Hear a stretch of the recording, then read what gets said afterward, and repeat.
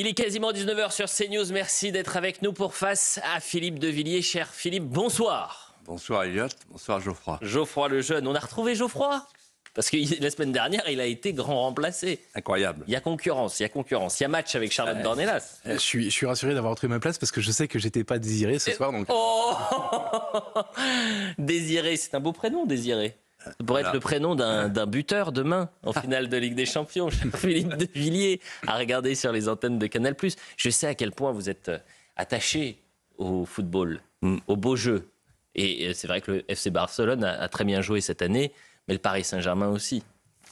Donc vous supporterez le Paris Saint-Germain pour Ben et moi. Non mais vous me provoquez, donc je vais vous répondre. Pour chasser et effacer toute polémique pour commencer cette émission. Juste pour ce moment. Alors moi je vais vous dire les choses. J'ai une équipe de cœur, c'est les Canaries. Dans mon bureau, j'ai un maillot de mon ami Patrice Riot, numéro 5 de l'équipe de France, et numéro 5 du FC Nantes. Voilà, je suis au dos, tout ça sont des amis, Walter Kittaz, c'est mon club. Voilà. Et j'ai un deuxième club sur le tard, c'est le Barça, depuis Messi. Et maintenant, Lamine Yamal et Pedri surtout. Voilà. Bref. Maintenant, demain soir, je suis français, je serai devant mon poste et... Attention, attention. C'est le premier scoop de l'émission là. Attendez, c'est le plus grand scoop de... Vous allez... Il ne faut jamais oublier que Léonard de Vinci, moi je ne l'ai pas aimé quand il était à Florence, mais quand il a chargé sa mule avec la Joconde et qu'il est arrivé au Clos Lucé d'Amboise et qu'il a dit « c'est là que je veux vivre parce que c'est ce pays que j'aime », j'ai aimé Léonard de Vinci. Eh bien, écoutez, j'ai compris entre les lignes. Et vous savez, Philippe, que je ne suis pas venu sans rien. Regardez, je ne peux pas montrer parce qu'il y a des marques, mais dessous, il y a le maillot du Paris Saint-Germain. Il y a la cravate, il y a la chemise, mais quand même... Et puis en régie, on a Ben. Eh ben, Ben, il est évidemment... Très tendu. J'espère que l'émission va pouvoir se faire quand même, mais il tremble. Ah bah, il a peu dormi. Elliot, il se balade avec son maillot dans la rédaction depuis ce matin et il a mis le numéro 14 dans le dos pour Pour CNews le changement de numérotation. J'ai mis pour CNews, j'ai le 14 dans le dos. Il y a Émeric Pourbet et Véronique Jacquet qui ont dit « Ah, formidable, la popularité du pape ». C'est pour Léon aussi. C'est vrai que ça et c'est pour aussi la chaîne, la 14, à partir du 6 juin. Philippe de Villiers, avant de commencer, vous souhaitez parler d'une de vos lectures, Les Loups de Tanger, le roman vrai sur la naissance de la French Connection. Oui. Et ça, je vais vous dire, c'est plutôt intéressant puisqu'à chaque fois, vous savez, c'est une émission à part et vous arrivez à nous amener vers des sujets qu'on traite peu. Pourquoi ce livre ? En fait, j'ai profité du long week-end pour lire et j'ai découvert ce livre fabuleux d'un grand historien qui s'appelle Jacques de Saint-Victor, qu'on peut lire parfois dans le Figaro, qui est professeur d'université, qui a été couronné plusieurs fois par l'Académie française pour ses essais, et qui là raconte, à partir d'archives inédites, ce qu'a été l'histoire de la French Connection, c'est-à-dire le plus grand réseau criminel mondialisé, le premier, qui est parti de France, et dont l'Amérique s'est évidemment plainte, puisque c'était dans les années 50. Voilà. Et pour comprendre le narcotrafic, il faut lire ce livre magnifique, Les Loups de Tanger. Vraiment, je suis impatient de finir l'émission pour aller le relire. Pour lire vous nous donnez envie de le lire et on pourrait l'inviter pour parler justement de la French Connection. Vous me donnez une bonne idée. Mais Jacques de Saint-Victor, c'est parmi les historiens aujourd'hui vivants. Il est brillantissime. C'est un des meilleurs. Voilà. Eh bien, écoutez, on va l'inviter. Moi, je vous fais confiance. Oui, il faut l'inviter parce qu'il est passionnant sur ce sujet, comme sur tous les autres d'ailleurs. Eh bien, on va trouver une date.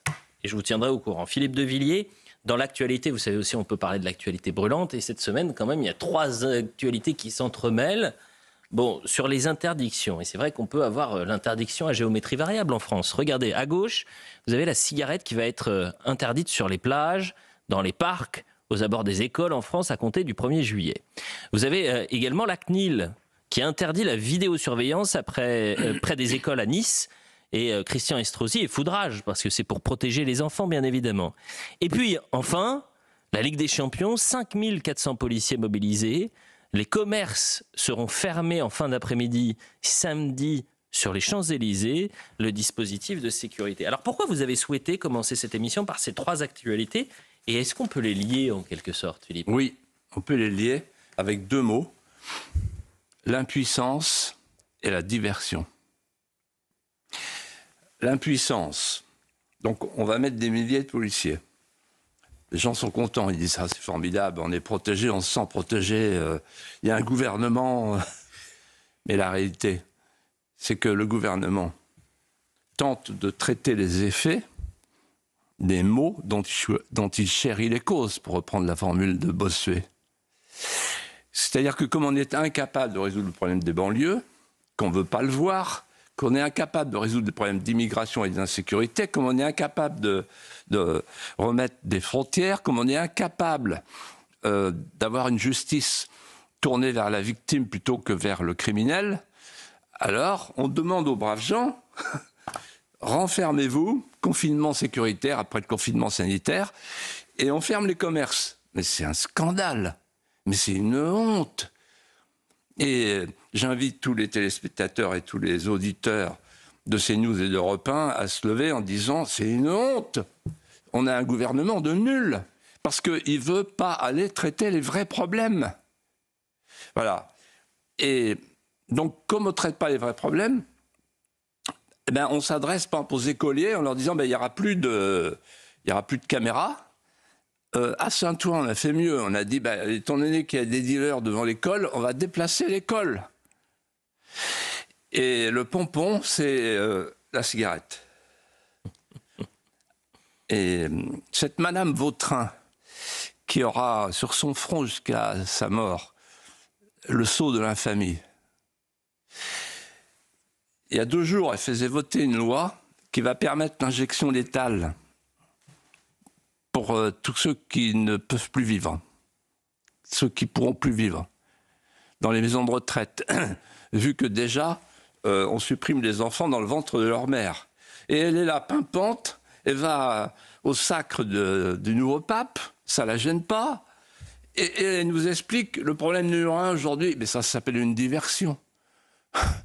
La cigarette sur les plages, non mais elle se moque du monde. Cette dame, j'espère ne jamais la rencontrer, je lui dirai dans les yeux, mais madame, vous n'êtes pas sérieuse, faites autre chose, allez au cirque. Philippe de Villiers est en colère. On va commencer... Oui, je suis en colère parce que cette dame, c'est Madame Euthanasie, ça restera Madame Euthanasie, et là, elle essaye de faire oublier qu'elle est Madame Euthanasie. Avançons sur un autre sujet et on va commencer aussi avec cette image qui a surpris la France cette semaine, Philippe de Villiers. Le monde entier l'a d'ailleurs commenté. Emmanuel Macron à la descente de l'avion à l'aéroport d'Hanoï au Vietnam. Alors, communication hasardeuse, gifle ou pas gifle, telle est la question.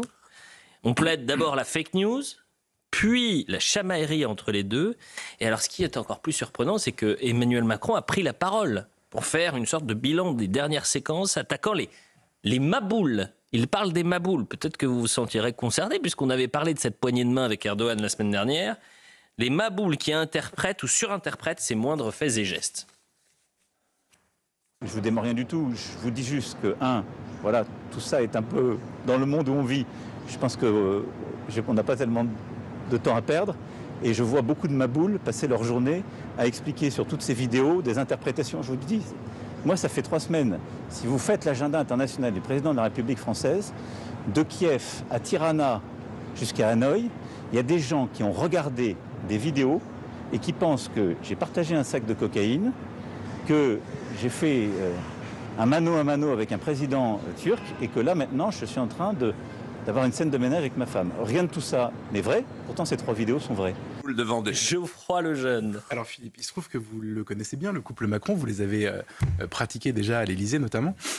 Quelle analyse faites-vous de cet incident et surtout quelles leçons en tirez-vous ? Alors, je vais essayer de faire une analyse objective, dénuée de toute considération psychosociologique ou psychiatrique. D'abord, si vous voulez, quand j'ai vu ces images, je les ai vues et revues, grâce à CNews. j'ai trouvé que cette gifle était magistrale au sens du magistère, c'est une ancienne prof, donc étape dure, et en même temps régalienne et édifiante. Alors, je ferai 2 observations, et peut-être même une troisième, qui me vient à l'esprit. La première, c'est que c'est une gifle révélatrice. C'est-à-dire que maintenant, on sait, pour ceux qui ne savaient pas, que dans le couple, dans l'équilibre du couple, c'est Brigitte qui porte la culotte, c'est elle qui distribue les taloches. Elle a commencé au théâtre, elle était souffleuse, et maintenant à la ville, elle est souffleteuse. Elle soufflait depuis sa trappe pour le jeune élève, et maintenant, elle soufflette. Lui, c'est de lui que je veux parler parce qu'il est admirable, en fait. Il a la joue brûlante, le cou démanché, il est impavide, impeccable, c'est un léger mouvement de recul, c'est Marcel Cerdan. Il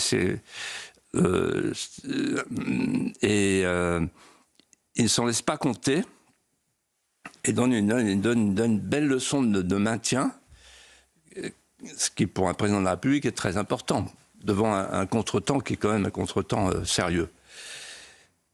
Et en fait, cette gifle, j'ai réfléchi, je me suis dit, au fond, elle est allégorique. C'est-à-dire que c'est la synthèse domestique à portée symbolique de toutes les baffes qu'il se prend dans sa vie politique. La baffe avec Van der Leyen sur le Mercosur, la baffe avec Trump sur les droits de douane, la baffe avec Tebboune sur sa diplomatie, avec son ministre des Affaires étrangères dont on dit là-bas que c'est une tête à claque, décidément. Et enfin, quand il se fait prendre le doigt dans la main du sultan à Istanbul. Et puis la baffe avec les Français au moment de la dissolution. En fait, et c'est là qu'il faut un peu élever le débat, je pense qu'on vit un changement d'air avec cette gifle régalienne. C'est qu'il y a eu l'ère des femmes battues, et on entre symboliquement en haut de l'escalier de l'avion, à la porte de l'avion, dans une nouvelle ère, l'ère des hommes battus. Il va falloir s'y faire.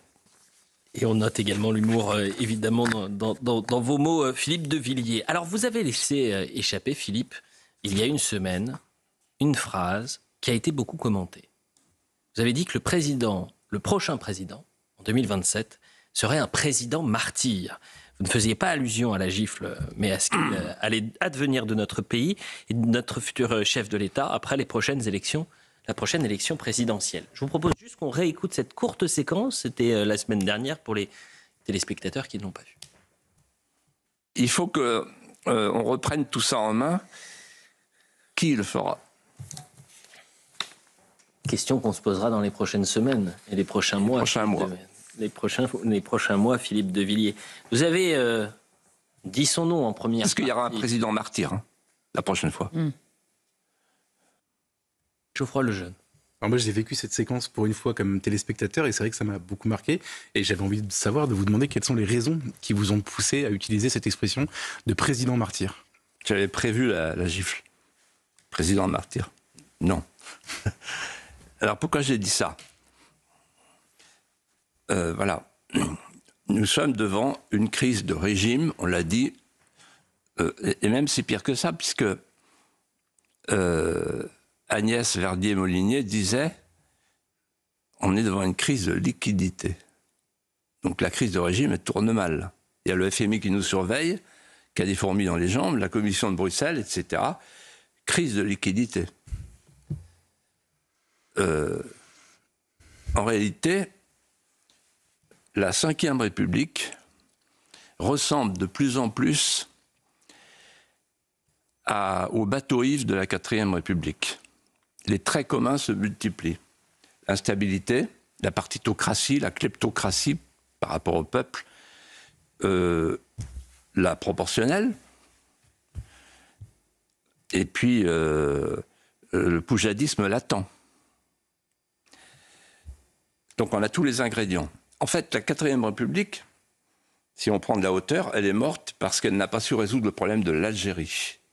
La 5e République est en train de mourir parce qu'elle est incapable de résoudre le problème de la submersion migratoire qui est en train de nous engloutir. Alors le prochain président, une fois qu'il sera élu, il aura le choix entre 2 attitudes. Pour parler comme dans le Vendée Globe, depuis que j'ai ma promenade, j'ai une petite déformation face à la mer. Le cabotage ou la haute mer. Le cabotage, ça consiste, pour les hommes politiques, à éloigner les problèmes pour n'avoir pas à les résoudre. Méditez cette formule.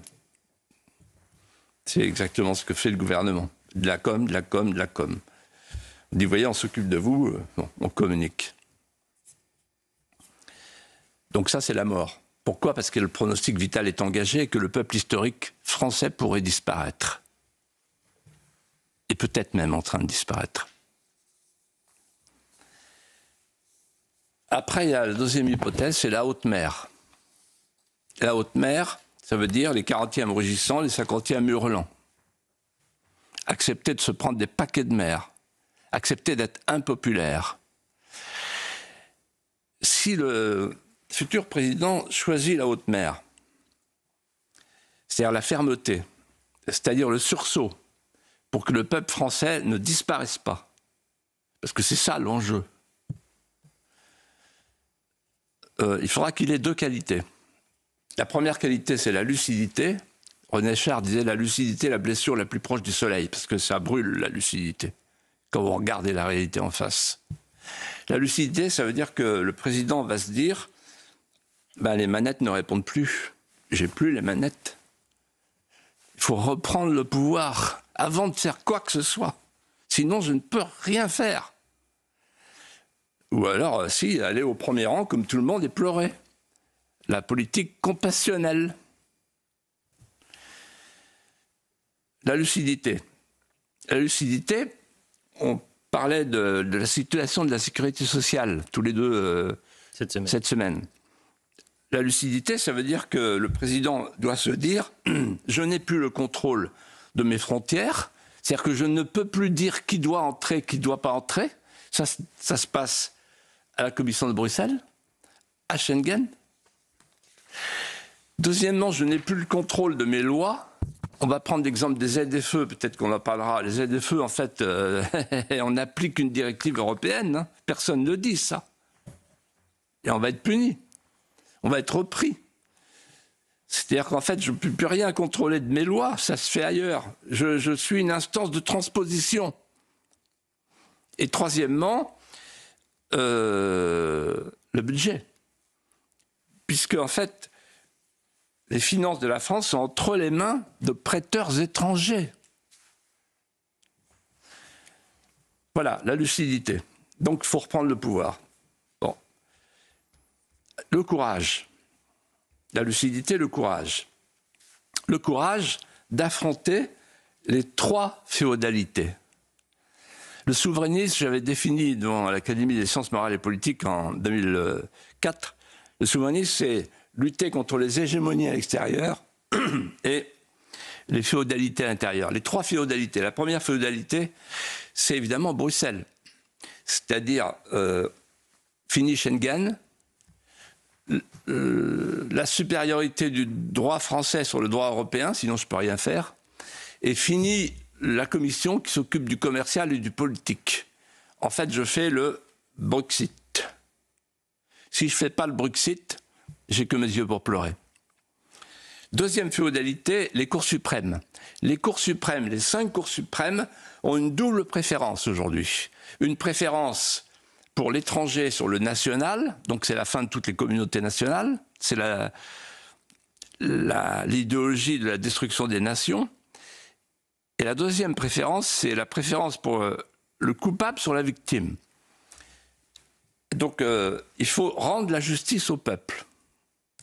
Pour rendre la justice au peuple, évidemment, il faut réformer la justice. la remettre d'aplomb. Et troisième féodalité, ce sont les élites mondialisées. Elles veulent le paradis diversitaire, elles veulent un nouvel esclavagisme grâce aux métiers en tension, c'est-à-dire que c'est elles qui sont à l'origine de l'immigration depuis 50 ans, parce que c'est moins cher. Et enfin, ce sont elles, les élites mondialisées, qui ont provoqué et favorisé l'éclipse de la conscience nationale. Mais je n'ai pas encore répondu à votre question. Votre question, c'est président martyr. Exactement. Pourquoi président martyr? Parce qu'une fois qu'il aura fait tout ça, le président, qu'il aura affronté les trois féodalités et qu'il les aura vaincus, il faudra qu'il lance une politique de francisation, une grande politique de francisation. Pourquoi? Parce que le nouveau peuple qui est devant nous, c'est un peuple qui est composé de ceux qui sont là et qui ne savent pas d'où ils viennent, et le peuple de ceux qui viennent chez nous et qui ne savent pas où ils arrivent. Et donc, il y a une commune ignorance et une commune transhumance. Il faut donc apprendre à ce nouveau peuple d'ignorants et de transhumants ce qu'est la France. Et donc, franciser le récit, franciser l'art de vivre, franciser la langue à l'école, dans les espaces publics. Et ça sera très difficile parce qu'aujourd'hui, les élites françaises, je pèse mes mots, ne savent plus ce qu'est la France et ne veulent plus que la France redevienne la France. Voilà pourquoi le président devra faire une chose simple, gouverner les 6 premiers mois en faisant 3 référendats. Je dis 3 référendats parce que je connais un peu le latin. Premier référendum sur l'immigration, deuxième référendum sur la supériorité du droit français sur le droit européen et troisième référendum sur la justice. Il en faudrait même un autre sur l'école. Le président martyr, on n'avait pas entendu cela dans le monde politique ou le monde médiatique, et c'est pour ça qu'on vous a demandé de préciser ces propos cette semaine. On revient dans un instant, parce qu'on va parler référendum, tiens. Un référendum de 2005. C'était il y a 20 ans, jour pour jour. J'ai retrouvé une petite archive, Philippe de Villiers. Un débat. Ah, il y avait du monde dans ce débat. Vous vous en souvenez si je vous dis 9 mai 2005 ? Non. Écoutez, on va essayer. Quasiment 19h30 sur CNews pour la suite de Face à Philippe de Villiers. Philippe de Villiers, il y a tout juste 20 ans, la France se réveillait en disant non. Non à la construction européenne et c'était un référendum historique. La voix du peuple n'a d'ailleurs pas été écoutée. D'ailleurs, on a souvent entendu que ce fut un tournant démocratique majeur. Vous avez été l'un des acteurs de cette victoire du non au référendum en 2005. Et alors, j'ai retrouvé un débat. Je vous ai demandé avant la publicité, est-ce que vous vous en souvenez ? On va avoir une petite piqûre de rappel dans un instant, parce que c'est important, puisque c'était le 9 mai 2005. C'était donc une quinzaine de jours avant le référendum. 20 jours, pardon. Débat entre les barons de la politique, dont vous étiez autour de la table. Face à vous, non pas Geoffroy Lejeune, mais les partisans du oui. Donc François Bayrou était en face de vous. À côté de François Bayrou, il y avait François Hollande. Et puis à côté de François Hollande, il y avait quand même Nicolas Sarkozy. Et puis à côté de vous, il y avait, si je ne dis pas de bêtises, Marie-Georges Buffet, Jean-Marie Le Pen et Olivier Besancenot. Philippe de Villiers, à l'époque, on est le 9 mai 2005. Moi, mon nom est un nom d'abord de survie, parce que je ne veux pas que la France perde la maîtrise de ses lois. C'est l'article 6 du texte de Constitution. La maîtrise de ses frontières, de son territoire, c'est l'article 265. La maîtrise de sa politique étrangère, etc. C'est-à-dire la maîtrise de son destin. Donc un nom de survie pour la France et un nom de projet d'avenir pour l'Europe. Moi, je veux une Europe qui soit remise d'aplomb, c'est-à-dire une Europe qui soit vraiment européenne, donc sans la Turquie qui figure à la page 165 en toutes lettres de l'acte final de cette Constitution. Mais pas pour dire qu'elle doit rentrer. elle est dans l'acte final. Et l'acte final, c'est l'instrument juridique qui authentifie un texte, comme article 10 de la Convention de Vienne sur les traités. Donc ça veut dire que c'est une grave imprudence pour ceux qui, aujourd'hui, nous disent, comme Jacques Chirac, « Ah, mais la Turquie, c'est dans 15 ans, c'est pour plus tard », alors que la négociation va commencer le 3 octobre prochain, à Bruxelles, et que la seule manière de suspendre cette négociation, moi je préfère qu'on la suspende tout de suite que trop tard. Il vaut mieux interrompre une négociation, Patrick Poivre-L'Arvor, avant qu'elle ait commencé, plutôt que de l'interrompre quand elle est terminée. Donc une Europe qui soit européenne, une Europe qui soit démocratique. Si on veut baisser la TVA, je ne vois pas pourquoi on est tous tournés vers Bruxelles. On le fait, notre Parlement, ou alors on n'est plus une démocratie. Et troisièmement, une Europe qui soit protectrice, je pense en cet instant au textile européen, qui soit protectrice de nos emplois et de notre sécurité, et non pas une Europe passoire. Alors, avant de donner la parole à Geoffroy, ce qui me fascine, c'est que quand on voit les deux images, même Ben dans l'oreillette me disait « Vous n'avez pas bougé.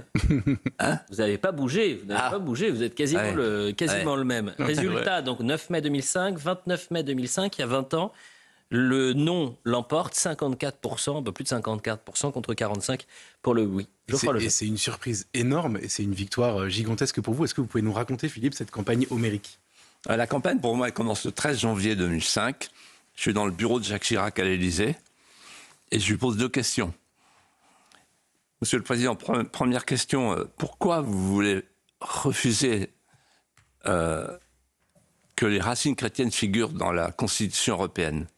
Et il me répond textuellement, les racines de l'Europe sont autant musulmanes que chrétiennes.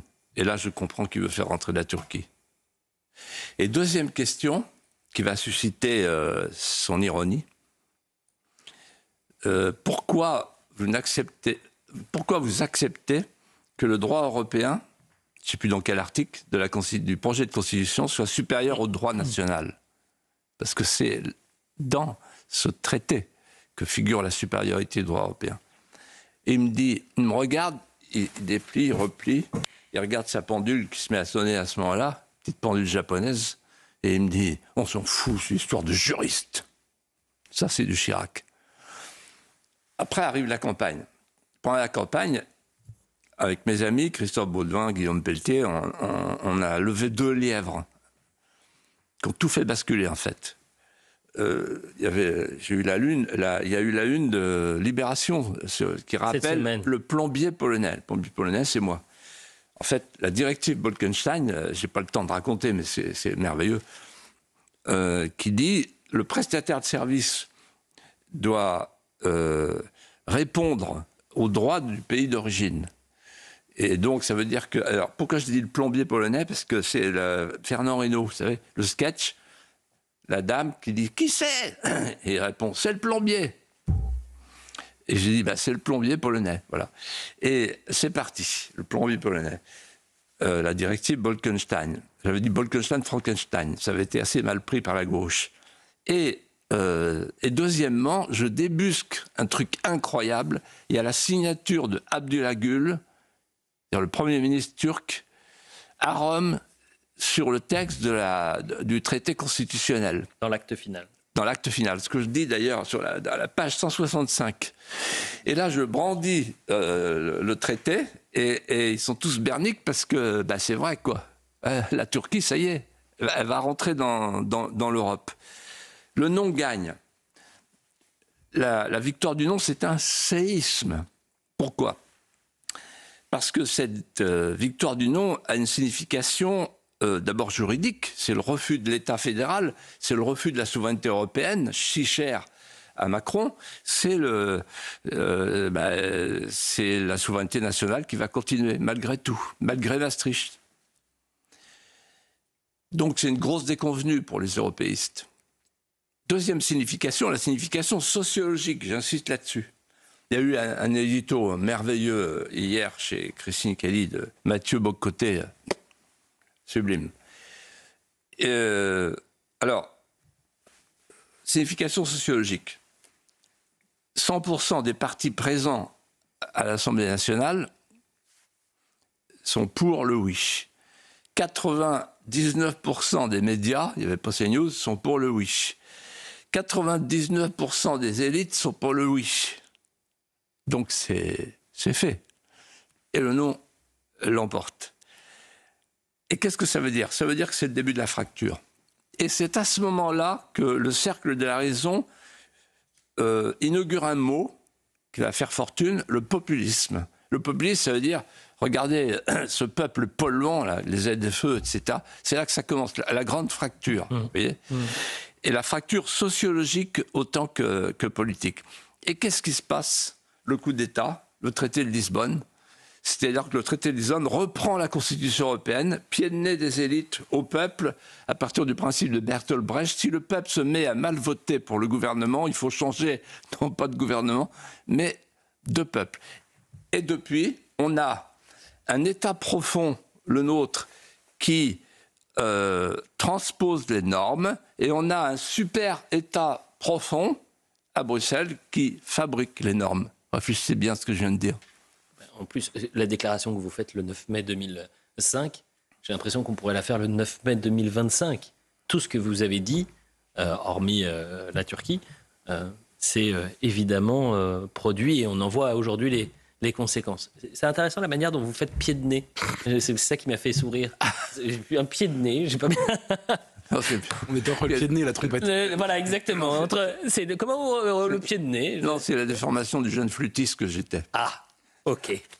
Autre sujet à présent, très important, Philippe de Villiers, est sous-traité dans les médias. On va parler de la Nouvelle-Calédonie à présent. Depuis le voyage de Manuel Valls, ministre de l'Outre-mer en Nouvelle-Calédonie, l'inquiétude grandit chez tous ceux qui sont attachés à la Grande France et qui s'inquiètent de l'avenir de ce qu'on appelle le Caillou, à 17 000 km de la métropole. Geoffroy Lejeune a une question pour vous, Philippe. Mais Philippe, nous sommes un an après le début des émeutes. Quelle est votre préconisation pour rétablir l'ordre, la souveraineté de la France, l'autorité sur cet endroit qui est un peu abandonné? Est-ce que notre pays est encore capable de prononcer le mot souveraineté et le mot intégrité territoriale? C'est la question. Je réponds à votre question. Et vous me faites penser à une réflexion que j'ai entendue au Conseil des ministres en 1986, Pasqua, qui s'adresse à Mitterrand et qui dit la défense de Bastia commence à Nouméa. Qu'est-ce qu'il voulait dire? Il voulait dire que la Nouvelle-Calédonie était un avant-poste invisible de la France périphérique. Vous avez parlé de la grande France, la très grande France. C'est un mot qu'on utilise dans l'outre-mer. Il faut savoir que sans l'outre-mer, la France redevient une puissance moyenne. Or, la Nouvelle-Calédonie, c'est une clé de voûte de l'outre-mer. La Nouvelle-Calédonie, comment la définir aujourd'hui pour la France? Pour montrer l'intérêt qu'elle présente pour la France. C'est un porte-avions dans le Pacifique Sud, avec dans les soutes du nickel. C'est-à-dire que grâce à la Nouvelle-Calédonie et grâce à notre outre-mer, la France a 11 fuseaux horaires, c'est une nation planétaire. 11 fuseaux horaires contre 13 fuseaux horaires pour la Russie, qui est un grand pays par l'étendue. C'est le deuxième espace maritime mondial. Et c'est un espace convoité. Il y a l'Azerbaïdjan, il y a la Chine qui tourne autour, comme la libellule dans l'abat-jour, et qui vont bientôt se servir s'il y a la moindre faiblesse de notre part. Or, la Nouvelle-Calédonie, aujourd'hui, elle est affaiblie. Elle est menacée.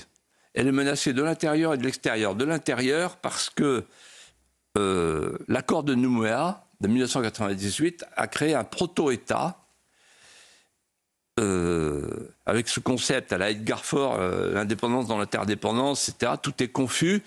Et cet accord a instauré le gel du corps électoral à partir de 1998. Donc vous avez les indépendantistes et les loyalistes, comme on dit, j'aime pas ce mot-là, et qui se regardent en chien de faïence, si bien que parfois on a l'impression que on a une inversion de ce qu'on vit en métropole. C'est une métropole inversée. Là-bas, vous avez les nouveaux arrivants, les autochtones qui disent aux nouveaux arrivants « On est là depuis 2000 ans, vous n'avez rien à faire chez nous ». Et chez nous, c'est le contraire, on a les nouveaux arrivants qui disent aux autochtones « Bien que vous soyez là depuis 2000 ans, vous n'avez plus rien à faire chez nous ». Alors qu'il y a en Nouvelle-Calédonie des gens qui sont là depuis 5, 6, 7 générations, et beaucoup de Kanaks, c'est à eux que je pense aussi, qui aiment la France.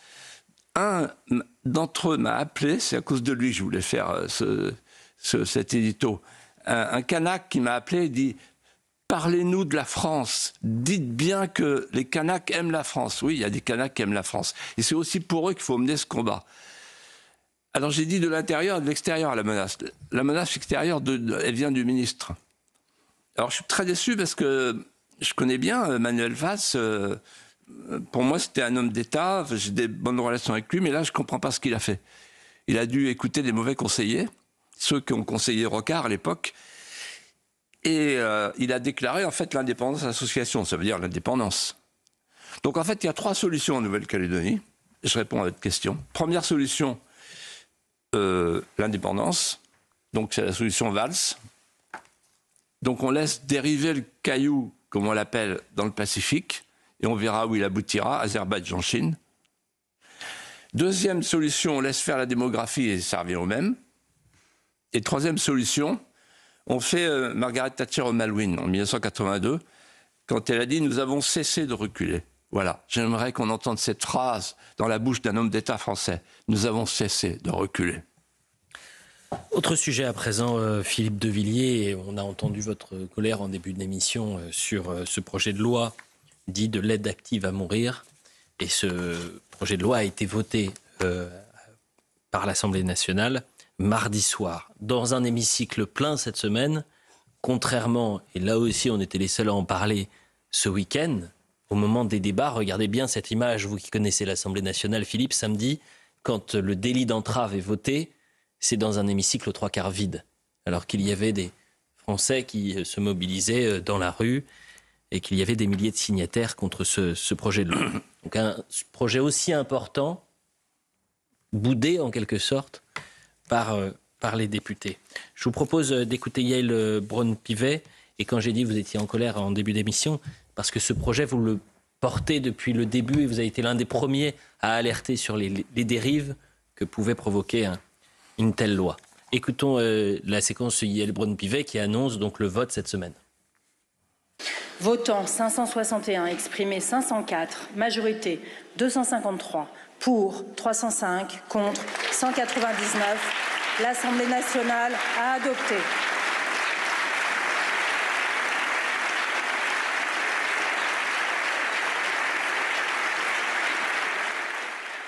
Geoffroy Lejeune.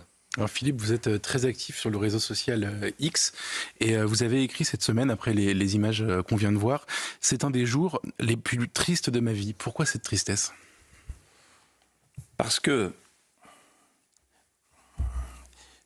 je pèse mes mots, cette loi, c'est le retour en arrière de notre civilisation, le retour en arrière pré-hippocratique.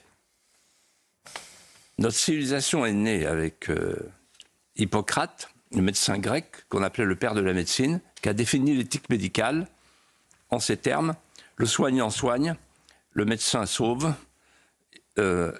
l'administration de la mort ne peut pas être le prolongement du soin. En résumé. Or, cette alliance asymétrique dont j'ai souvent parlé, entre le soignant et le soigné, qui ne souffre aucun soupçon, aucun doute, elle est brisée avec cette loi. En fait, on change de monde.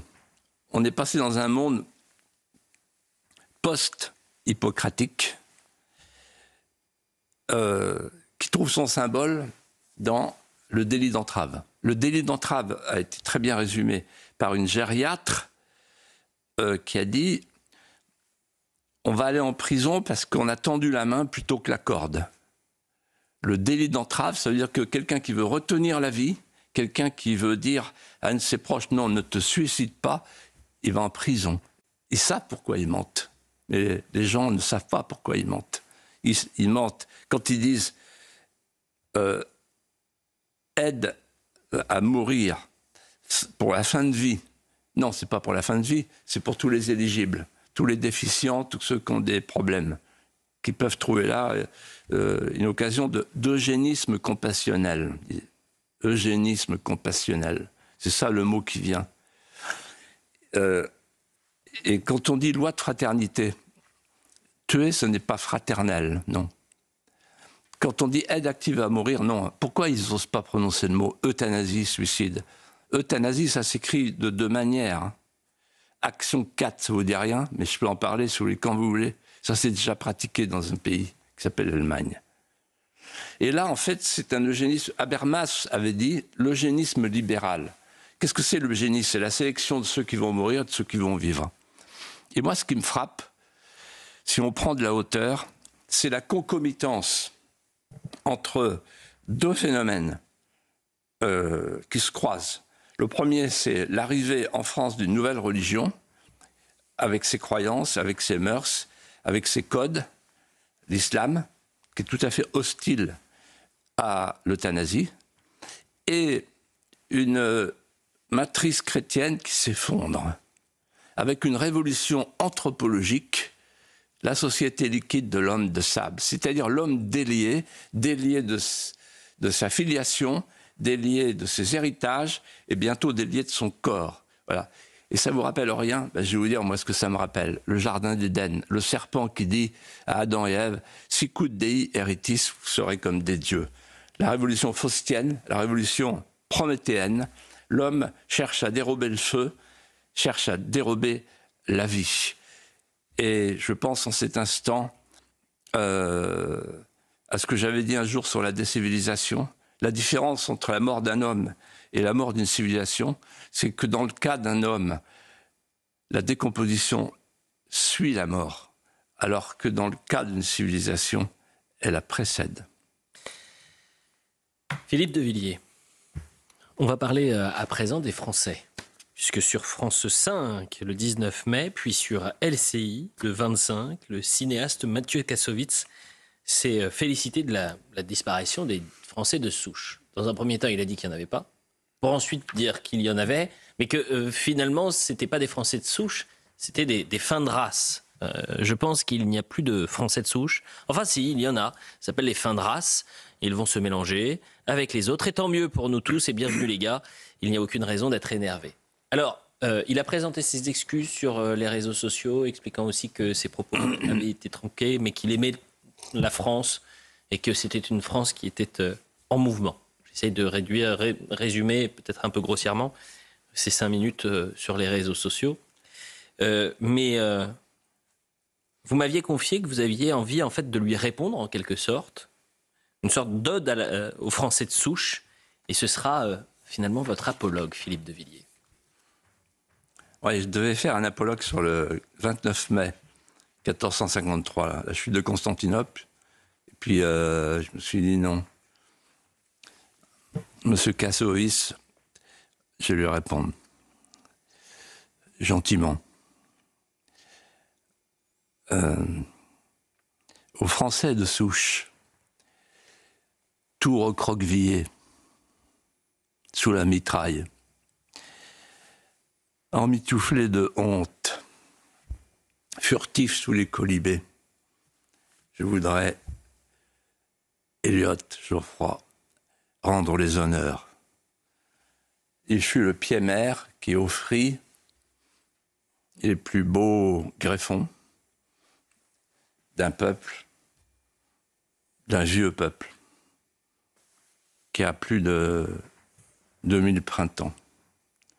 Le Français de souche, il a façonné notre regard sur le jardin de paradis qu'on appelle la France, et il a versé en nous, au fil du temps, la sève, le sang, les larmes de ces bornages, de ces plaies, de ces rêves tramés dans l'étoffe d'un songe. Le Français de souche, on peut le retrouver, on peut le reconnaître. Il suffit de traverser la France, là. Je le vois, là, au bout d'un champ. Français de souche. Cet homme qui peine, seul, cassé avant l'âge. Français de souche. En fait, il marche dans l'ombre portée des pas de son aïeul multiple. Ce petit paysan qui, depuis 1000 ans, travaille la même terre, creuse le même sillon et inspire le verre précieux. 2000 ans de labeur ont fait de cette terre un réservoir sans fin pour les âges nouveaux. 1000 ans de votre grâce ont fait de ces travaux un reposoir sans fin pour l'âme solitaire. Cette âme solitaire, ce petit paysan anonyme, oublié, qui marche entre les épis mûrs et les blés moissonnés, entre les cribleuses de Courbet et l'Angélus de Millet. Ce petit paysan, sans qu'on le sache, parce qu'on l'a oublié, il a inventé notre pain quotidien.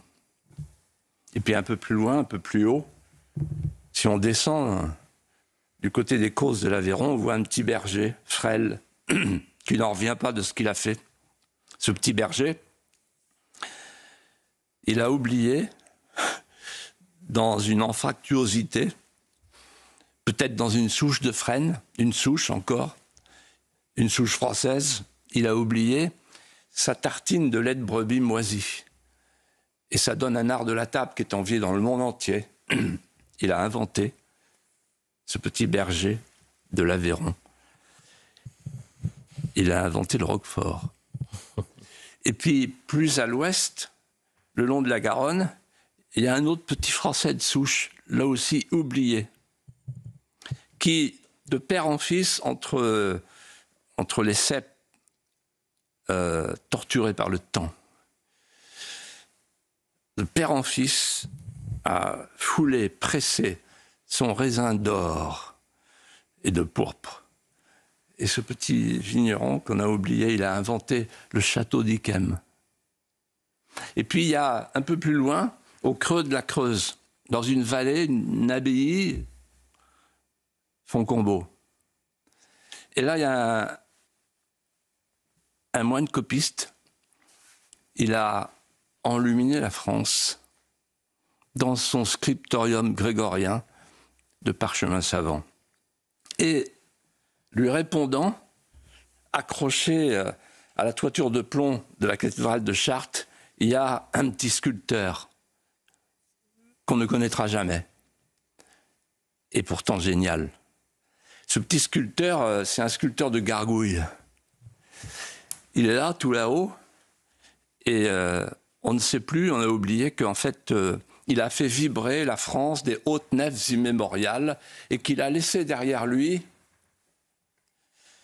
l'accord parfait du burin sur la pierre et du souffle de l'esprit. Et puis regardez qui vient vers vous, qui court, la petite pastourelle, depuis la Lorraine. Elle court, elle a abandonné ses moutons pour sauver la France. Elle sera célébrée tard, plus tard, beaucoup plus tard, par un instituteur, le hussard noir de la République, qui va brandir son étendard et son anneau devant ses élèves, et qui, chaque matin, va faire monter derrière le tableau noir des blouses grises le soleil d'Austerlitz. Et puis plus près de nous encore, à Montmartre, dans les bistrots de Montmartre, tout près d'ici, il y a un petit brin de femme qui se promène, qui est méprisée, qui n'est pas écoutée, qui chante à tue-tête, et elle chante l'hymne à l'amour. La plus belle chanson française. Et dans l'hymne à l'amour, elle chante cette phrase qui est typiquement française. Si tu me le demandais, je renierais ma patrie, je renierais mes amis. C'est très français de souche, ça. Ça veut dire que pour un Français, l'amour est plus fort que tout. Et finalement, quand on a besoin d'eux, ceux qui renient leur patrie, par amour, ils la retrouvent. Et puis il y a, et je pense là à M. Kassovitz, il y a, qui descendent le Rhône, 2 frères, un petit frère, un grand frère. Il y en a un qui s'appelle Auguste, l'autre qui s'appelle Louis.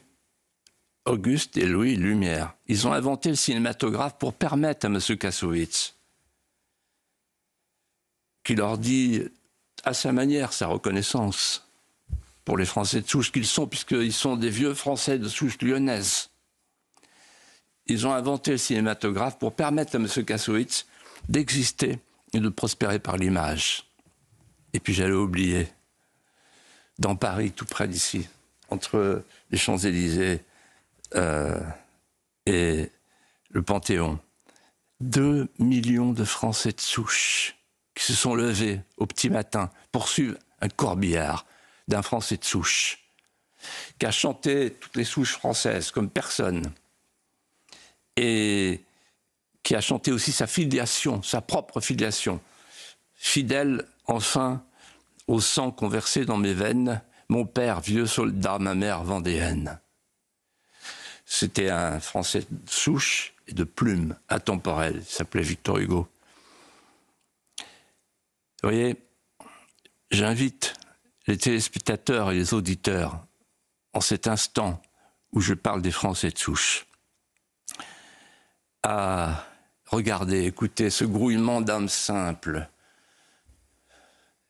cette foule chantante, ce murmure inconnu d'un vieux peuple qui ne veut pas mourir. Ce vieux peuple, il sent qui monte en lui et qui descend dans lui ses ascendants, comme sur une autre échelle de Jacob. Français de souche, d'écorce, de sève et de ramage, auprès du vieux chêne millénaire de Vincennes, qui abrite les pauvres parmi les plus pauvres et la main de justice, qui invente ainsi l'État et qui enfante ainsi la France éternelle. Français de souche et fier de l'être. Merci Philippe de Villiers. Merci beaucoup pour cette émission. Geoffroy, on se retrouve la semaine prochaine, bien évidemment. Il n'y a toujours pas de notes et il n'y a toujours pas de prompteur. Non. C'est vrai, j'ai toujours honte d'avoir des feuilles alors que je suis pas très à l'aise. Moi, j'ai 100 feuilles. Un jour, je vais venir sans feuilles. Non mais attendez, c'est simple. Vous savez quoi, je vais venir sans feuilles. Hein. C'est simple. Il y a deux manières de parler. Soit on parle avec son esprit, soit on parle avec son cœur. Il y a des moments où il faut que l'esprit laisse la place au cœur. Et quand on a le cœur gros, et qu'on vient de cette France profonde, qui se tait, et qui est en train de mourir, le cœur est prolixe, et infiniment plus poétique que ne peut être n'importe quel esprit. Avec un esprit, on répare les choses. Avec le cœur, on les grandit. On les élève. Merci Philippe. Il y a un informateur bien informé qui me demande de vous saluer en invoquant Sainte Jeanne d'Arc, dont c'est la fête aujourd'hui. Oui. C'est la fête, c'est la Sainte Jeanne d'Arc. Merci à tous les deux. Dans un instant, c'est l'heure des pros.